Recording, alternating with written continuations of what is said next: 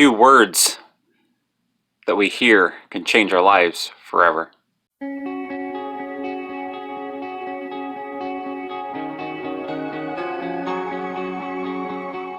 I'm sure there's been various moments in your life where you've heard a couple of words that have drastically changed your life. Whether for better or for worse, it has brought drastic change. Something like, "Will you marry me?" Or, "We're pregnant." Or, "I'm sorry to tell you." Or, "Here's the bad news." Things like that. I'm sure there are other examples that as you think through your own life and the situations that you have encountered that you can think of that began with just a few simple words but led to a drastic change, whether good or bad, as we see them. Paul in Ephesians chapter 2 gives us two words that changed our lives forever. In fact, it changed Paul's life forever, and we'll talk about that in just a moment. But he says this, verse 4, "But God." But God. Notice that again. But God. We were living our lives, he says, craving that sinful, the flesh, and obeying those desires. But God stepped into the scene. And what did he do? Verse 4, "Being rich in mercy because of his great love with which he loved us, even though we were dead in offenses," verse 5, "made us alive together with Christ. By grace you are saved." But God. Paul went from a disciple persecutor to a disciple maker almost overnight.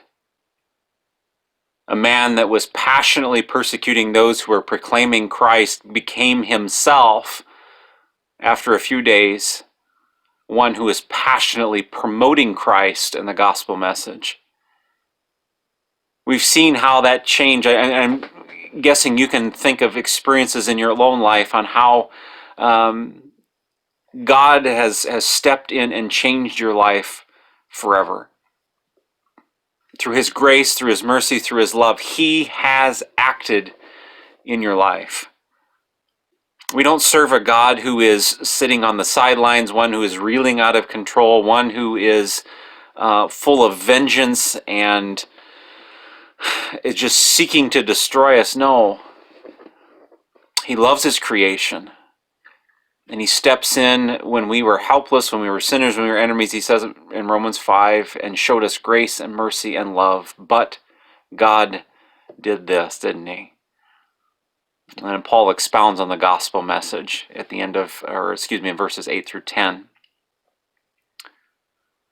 Thinking back to my own days in college of wanting to go into accounting, not wanting to leave home, but God had a different plan for me. And here I am today in ministry for a number of years now, making video vlogs to encourage folks how my plans have changed when God stepped in.